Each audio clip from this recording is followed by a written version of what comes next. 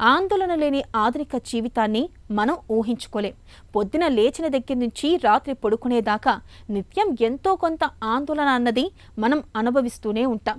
చదువులు, ఉద్యోగాలు, వ్యాపారాలు, ఆర్థిక లావాదేవీలు, ఈ వ్యవహారాలన్నిట్లోనూ మనం ఆందోళన చెందుతూ ఉంటాం. అయితే ఈ ఆందోళన అన్నది ఇవాళ పెద్దల్లోనే కాదు, పిల్లలకు సమస్యగా మారుతుంది. చదువులు, పరీక్షలు, మార్కుల ఒత్తిళ్లు ఇవన్నీ పిల్లల్లో ఆందోళన పాలనను పెంచుతున్నాయి. అయితే ఈ ఆందోళన అన్నది పరిమితంగా ఉంటే మంచిదే, కానీ శృతి మించితే మాత్రం పిల్లల మానసిక ఆరోగ్యం దెబ్బతింటుందని చెబుతారు నిపుణులు.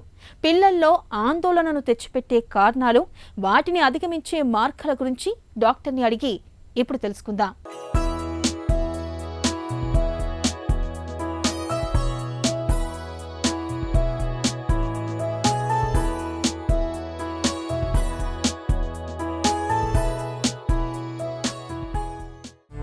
పెద్దల్లో మాదిరే పిల్లలకు ఆందోళన అనేది ఉంటుందా? పెద్దల్లో లానే పిల్లల్లో కూడా మనకి యాంగ్జైటీ అనేది చాలా కామన్ అండి. మనం చాలా ఇగ్నోర్ చేస్తాము, పిల్లల్లో ఏముంటుంది యాంగ్జైటీనా అనుకుంటాం, కానీ పిల్లల్లో కూడా చాలా కామన్గా మనం యాంగ్జైటీ లేదా ఆందోళన అనేది చూడొచ్చు. పిల్లల్లో ఆందోళనకు కారణాలేంటి? పిల్లల్లో ఆందోళనకి చాలా రకమైన రీజన్స్ ఉంటాయి. ఇప్పుడు మనం 2 టైప్స్గా మాట్లాడుకోవచ్చు. ఒకటి టాడ్లర్ ఏజ్ గ్రూప్, అంటే ఒక 4 years 5 years లోపల పిల్లలకి, ఎస్పెషల్లీ కోవిడ్ తర్వాత వాళ్ళని ఒకే ఇంట్లో ఉంచేయటం, ఎక్కువ స్క్రీన్ టైం వాడటం, వేరే పిల్లలతో కల్పించకపోవటం, లేదా వేరే వాళ్ళతో మీట్ అయ్యేలాగా సోషల్గా కనెక్ట్ అవ్వనివ్వకపోవటం వల్ల కూడా యాంగ్జైటీ అనేది మనం టాడ్లర్స్లో చూడొచ్చు. అదే కనుక మనము అడాలసెంట్ లేదా పెద్ద పిల్లల్లో, స్కూల్ గోయింగ్ పిల్లలు, అడాలసెంట్ పిల్లల్లో మనం చూస్తే కనుక హెరిడిటరీ ప్రాబ్లం ఒకటి, ఇంట్లో ఎవరికైనా యాంగ్జైటీ ఉన్నా రావచ్చు, లేదా జన్యుపరమైన లోపం ఉండటం వల్ల రావచ్చు.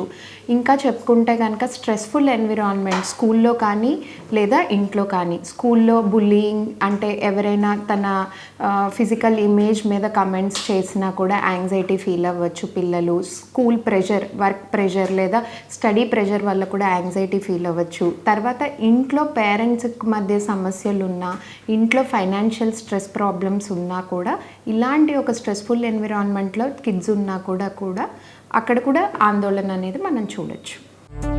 పిల్లల్లో ఆందోళనను ఎప్పుడు పట్టించుకోవాలి? పిల్లల్లో యాంగ్జైటీ అనేది పట్టించుకోవటం చాలా అవసరం. ఎందుకంటే పిల్లల్లో మనం కనుక దాన్ని పట్టించుకోకపోతే పెద్దయిన తర్వాత అది డిప్రెషన్లోకి ల్యాండప్ అయ్యే అవకాశాలు చాలా ఎక్కువ ఉన్నాయి. అయితే యాంగ్జైటీ అని వాళ్ళు వచ్చి చెప్పలేరు, కాబట్టి మనం ఎలాంటి సిమ్టమ్స్ అబ్జర్వ్ చేయొచ్చు అంటే, వాళ్ళు సోషల్గా ఐసోలేట్ అయిపోవటం, అంటే నలుగురితో కలవాలనిపించకపోవటం, వాళ్ళలో వాళ్ళే కూర్చొని ఏడవటం, లేదా రాత్రిపూట నిద్ర సరిగ్గా పోవటం, నిద్ర మధ్యలో లెగిసి ఏడవటం. ఎడ్యుకేషనల్గా చూసుకుంటే కనుక వాళ్ళ ఎడ్యుకేషనల్ పర్ఫార్మెన్స్ రీసెంట్గా దెబ్బతినటం, ఫ్రెండ్స్ తగ్గిపోవటం, ఎక్కువ మాట్లాడకపోవటం ఇట్లాంటివి. లేదా ఇంకా కామన్గా చూసేవి ఏంటంటే తలనొప్పి, పొట్ట నొప్పి, ఒళ్ళు నొప్పులు. ఒక ఆర్గానిక్ కాజ్ అంటే పర్టికులర్ రీజన్ లేకపోయినా ఇట్లాంటి ఒక సిమ్టమ్స్కి పర్సిస్టెంట్గా చెప్తున్నా కూడా మనం యాంగ్జైటీ అనేది సస్పెక్ట్ చేయొచ్చు వాళ్ళల్లో. పిల్లల్లో ఆందోళనను తగ్గించడానికి ఏం చేయాలి? ఫస్ట్ ఆఫ్ ఆల్ మనం పిల్లలతో మాట్లాడటం అనేది స్టార్ట్ చేయాలండి. వాళ్ళతో ఫ్రెండ్లీగా ఉండి ఒక కనెక్షన్ అనేది మనం క్రియేట్ చేసుకోవడానికి ట్రై చేస్తే కనుక మనకి particular reason behind this anxiety అనేది తెలుస్తుంది. ఆ రీజన్ అనేది ఫైండ్ అవుట్ చేసి, అది స్కూల్లోనా, లేకపోతే ఇంట్లోనా, లేకపోతే ఫైనాన్షియల్ స్ట్రెస్ వల్ల, లేకపోతే సోషల్గా మనం అందరినీ కలవకపోవటం వల్ల అనేది ఐడెంటిఫై చేసుకొని దానిని ఏమన్నా నివారించడానికి ట్రై చేయటం ఒకటి. ఇంకొకటి, ఒక రొటీన్ సెటప్ అనేది చేసుకొని వాళ్ళకి మెడిటేషన్, ఒక లైఫ్లో ప్రాబ్లం వచ్చినప్పుడు గెట్ ఆన్ అయ్యడానికి సొల్యూషన్ లాగా ఉండటానికి ఒక స్పోర్ట్ యాక్టివిటీ అనేది ఇంట్రడ్యూస్ చేయటం, మెడిటేషన్ అనేది అలవాటు చేయటం రొటీన్లో. ఇలాంటి చిన్న చిన్న చేంజెస్ చేసుకున్నా కూడా మనం యాంగ్జైటీ అనేది అవాయిడ్ చేయొచ్చు చిల్డ్రన్లో. పిల్లల్లో ఆందోళనకు వైద్య సహాయం ఎప్పుడు అవసరం?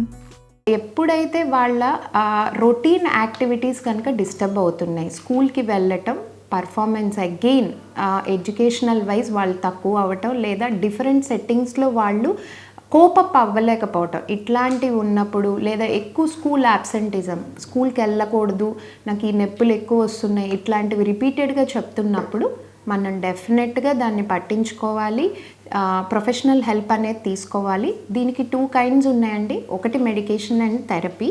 మెడికేషన్తో పాటుగా మనం కాగ్నిటివ్ బిహేవియరల్ థెరపీ అనేది కనుక మనం ఇంట్రడ్యూస్ చేస్తే చిల్డ్రన్లో, వాటితో గెట్ ఆన్ అవటం ఈజీగా ఉంటుంది. చిన్న వయసులో ఆందోళన అనేది పిల్లల చదువును, వారి మానసిక ఎదుగుదలను చాలా తీవ్రంగా ప్రభావితం చేస్తుంది. ఒక్కోసారి డిప్రెషన్లోకి జారిపోయేలా చేస్తుంది.